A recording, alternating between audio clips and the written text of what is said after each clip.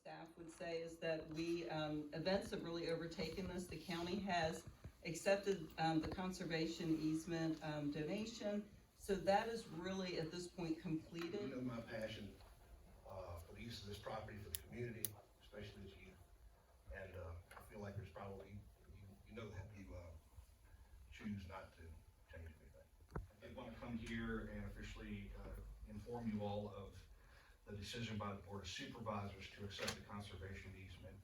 And the Board of Supervisors asked me to be here specifically to request that you not change the comprehensive plan from what its current status for that particular parcel. It is the Board of Supervisors' intention to utilize it specifically for recreation, educational, and agricultural purposes. Hopefully with cooperation with the town as well as with the school board to try and make it a win-win for everybody in Amherst County and the town of Amherst. Before casting my vote, whether it's on this subject or others, I base my decision on the opinions of our town's constituents and the information I received during public council meetings. In addition, I considered information given to me during private closed sessions, which the community is not privy to. This has been pretty clear as far as the park goes, so I would ask the council not to amend the comprehensive plan. I think it should stay as it is to allow the easement, to allow the use as we amended it last I time. feel like it's a win-win-win. I believe that Mr. Kilgore's gonna get his easement and he's gonna get his tax credits.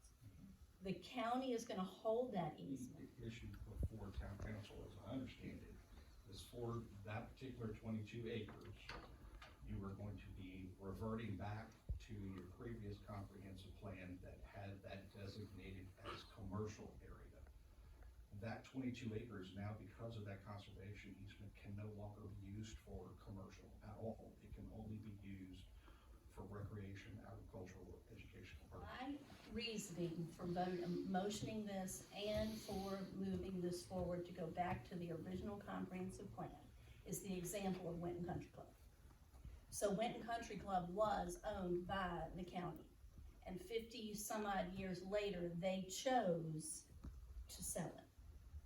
And it is now no longer owned by the county. There are too many factors involved that it could very well change in the future that we don't We're know. going to develop it with the Parks and Rec Director, hopefully with input from the town. We're also going to be coordinating with the schools to see if we can work with them and possibly providing agricultural educational programs, those types of things. So it's a work in progress. The concern about the future, you also have to remember that your comprehensive plan is your comprehensive plan. It's a fluid document. You can change it whenever you want. So if, for example, the golf course scenario shows up 30 years from now or whatever, and word gets out that the park property is being sold by the county to somebody for a for-profit operation or whatever the case may be, and you all don't want to see that at all, you can change your comprehensive plan at that point, and then that person is going to get stuck with the fact that whatever they want to do is not going to be in compliance with your comprehensive plan. So all we're suggesting right now is, if you just leave it the way it is, we won't have any issues in terms of proceeding forward with the development of the park. But if at some point in the future, some crazy thing happens, you still have the ability to change your comprehensive plan to limit any potential negative impacts that may have. Basically, I think we refused a free Cadillac so that we could hitchhike. We don't have control of it anymore. He's talking about catching a ride. Well, I think you should look at this like this.